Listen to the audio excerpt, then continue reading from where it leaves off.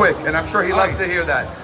All right. It's Kevin Garcia, aka the Puerto Rican Kid KG, and I'm here with the one, the only, the legendary, once again, Mr. Jim Lampley. Jim, Canelo Berlanga just finished. Obviously, Canelo wins the fight, unanimous decision. What are your thoughts on it, though?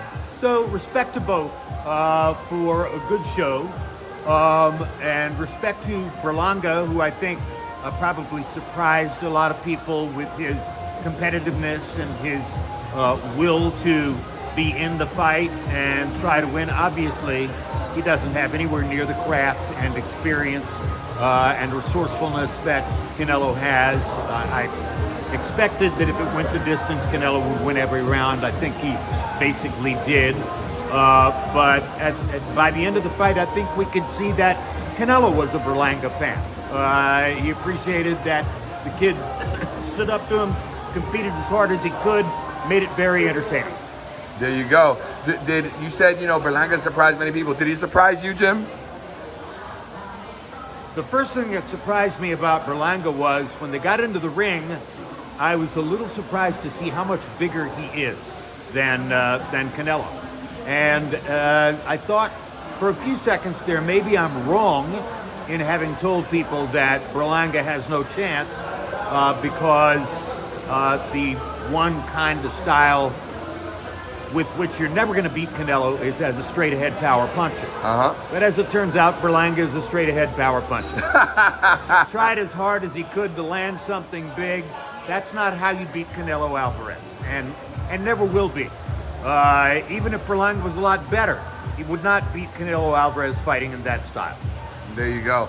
Now, each guy, path forward. Canelo, he can potentially fight Bivol if he so chooses, and Bivol would be interested. Or the winner of the Bivol better be a fight. His mandatory, one of his newer mandatories is going to end up being Caleb Plant.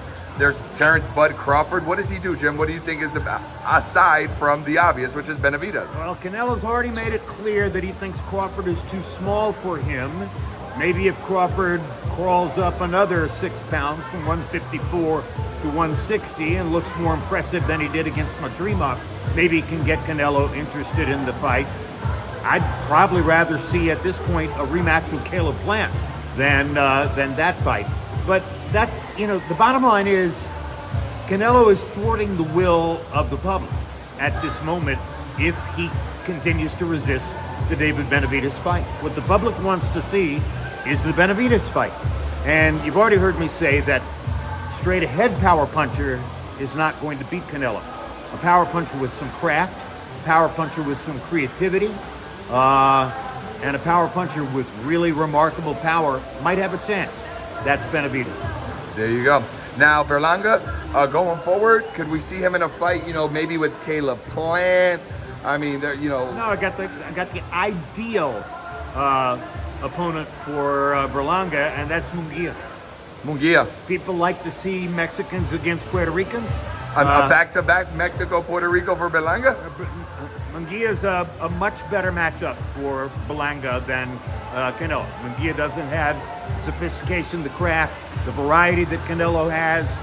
He'll go in and fight fire with fire. They'll both land some big shots. It'll be a great fight to watch. Who do you think would win that fight? Berlanga's so strong. I don't know.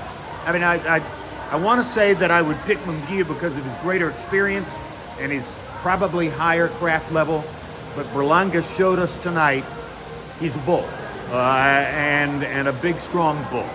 And I think he'll get better off of the experience he had with Canelo. Pick him fight.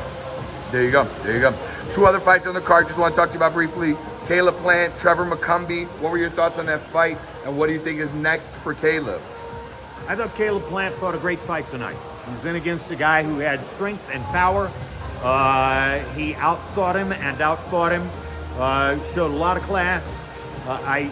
It's not enough for me to think that in a rematch Caleb would beat Canelo Alvarez. Canelo is still Canelo, but I'd like to see Caleb against a good opponent. Were you surprised by Mccum's performance? Yes. Yeah, I think a lot of us were, right? How about Mccum versus Berlanga? Maybe, you never know. Do you think that would be a fight we could see? Mccum against Berlanga is a very interesting matchup. Yeah, for sure. Because Berlanga is even stronger than Mccum. Yeah. Immediate thoughts or reactions to the Danny Garcia fight against Lara, the way it ended, and what's next for Danny? I think what's next for Danny is retirement. He looked in trouble from the beginning, and the way his father stepped in to pretty much yank him from the fight suggests that he saw something in training that made him realize that he wasn't really ready for the fight, and Lara was going to win it one way or the other. I think Danny's done. Yeah. Unfortunately, I think that may be the case, but I guess we'll see in the near future. Last question Good for you. gutty fighter, lasted a long time, got a lot out of his career. Yeah, for sure. And definitely a fan favorite. Jim, just last question for you. Tank, Tio, they're both available right now. There's whispers of Tank having a potential November or December fight here in Las Vegas. Tio's called him out yesterday, said he wants Tank, he's available, he'd love to do the fight. If that were to happen, what are your thoughts on that fight? How do you see it playing out? Tank Davis is an assassin. Yeah. Stone cold assassin with tremendous punching power. Pick him against anybody in that weight class.